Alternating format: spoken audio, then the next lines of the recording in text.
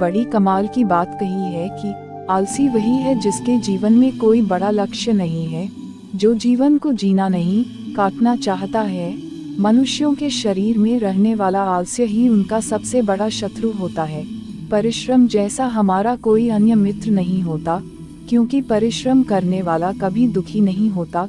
दोस्तों, एक छोटी सी कहानी जिसके द्वारा आप जानेंगे कि कैसे आलस आपके जीवन में आप पर हावी होता जा रहा है और कैसे आप उसे अपने जीवन से बाहर निकाल सकते हैं।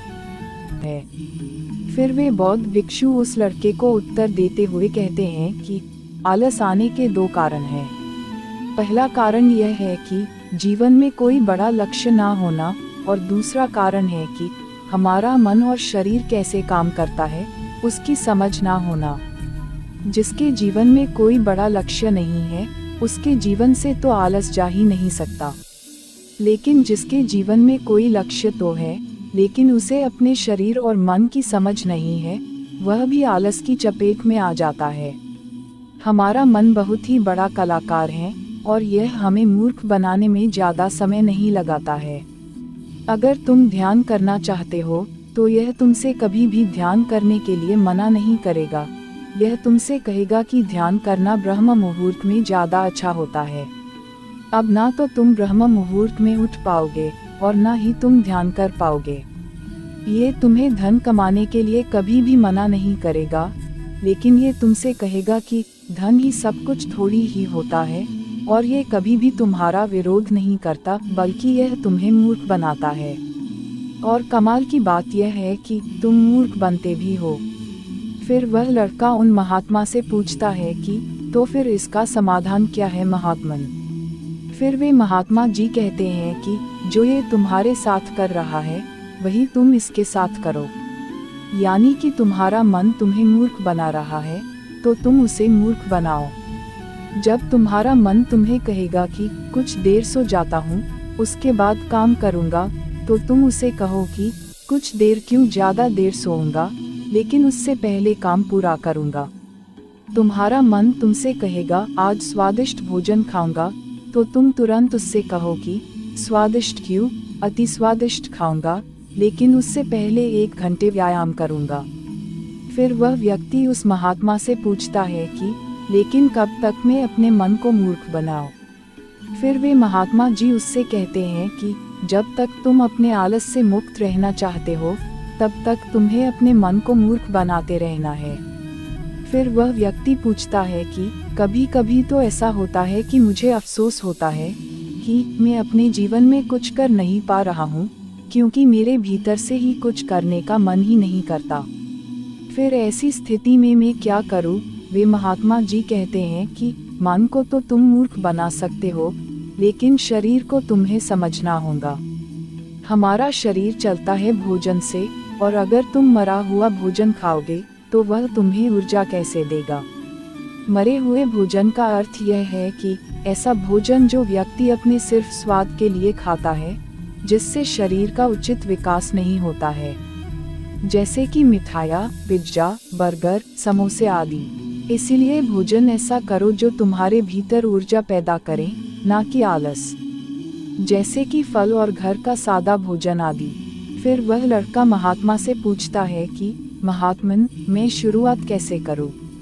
महात्मा जी कहते हैं कि शुरुआत करो एक बड़ा लक्ष्य निर्धारित करने से, यानी एक बड़ा लक्ष्य बनाओ। तुम्हारा लक्ष्य केवल कहने के लिए बड़ा नहीं होना चाहिए, बल्कि उस लक्ष्य के साथ तुम्हारी भावनाएं जुड़ी होनी चाहिए। अगर तुम्हारा लक्ष्य ऐसा है जिसके बारे में सोचकर ही तुम्हारे आंखों में आंसू आ जाते हैं, तो तुम्हें कुछ और करने की जरूरत नहीं है। फिर तुम्हारा लक्ष्य ही तुमसे सब कुछ करवा देगा। और अगर लक्ष्य इतना बड़ा नहीं है या फिर तुम्हारी भावनाओं के साथ जुड़ा हुआ नहीं है, तो फिर अपने लक्ष्य को खोजना ही अपना लक्ष्य बना लो।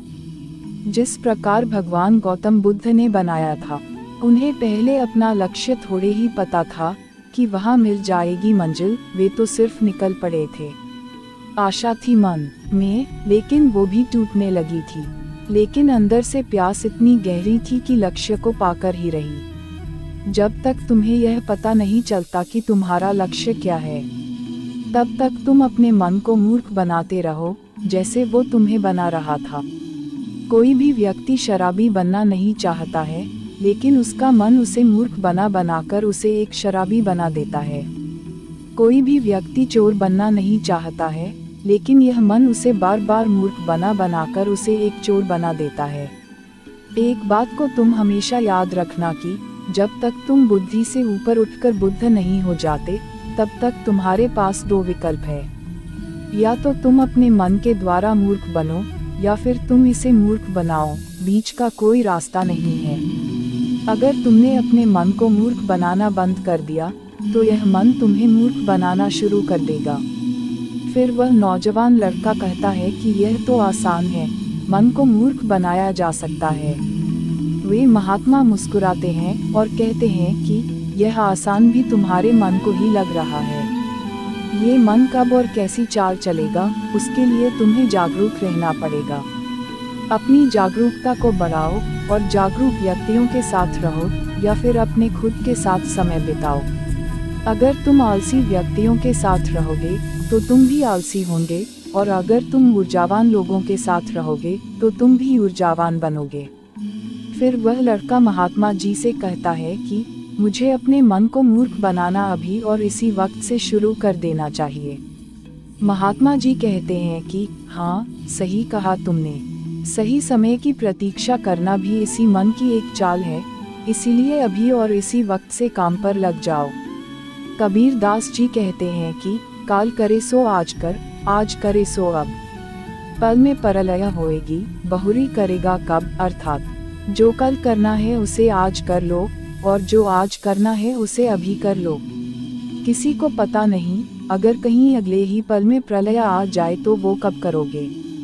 जब आप व्यस्त होते हैं तो सब कुछ आसान होता है, लेकिन आलसी होने पर कुछ भी आसान नहीं होता है।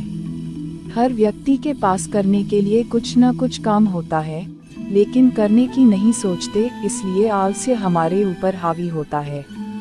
जैसे नदी बह जाती है और लौटकर नहीं आती, उसी तरह रात और दिन मनुष्य की आयु लेकर चले जाते हैं, फिर नहीं आते। दोस्तों, जो लोग अभी इस वीडियो को देख रहे हैं, क्या आप भी सही समय का इंतजार कर रहे हैं, या फिर इसी समय को सही बनाने की ठान चुके हैं? यह हमें नीचे कमेंट बॉक्स में कमेंट करके जरूर बताएं। दोस्तों, आज की यह कहानी आपको कैसी लगी और इस कहानी से आपको क्या सीखने को मिला, यह हमें नीचे कमेंट करके जरूर बताएं। साथ ही अगर आपको यह कहानी पसंद आया होगा तो अपने दोस्तों के साथ इसे अवश्य शेयर कीजिए। दोस्तों, आज सिर्फ इतना ही। हम आपसे फिर मिलेंगे ऐसे ही एक इंटरेस्टिंग और लाइफ चेंजिंग कहानी के साथ। तब तक के लिए आप जहाँ भी रहिए खुश रहिए और खुशियाँ बांटते रहिए। आपका बहुमूल्य समय देने के लिए बहुत बहुत धन्यवाद।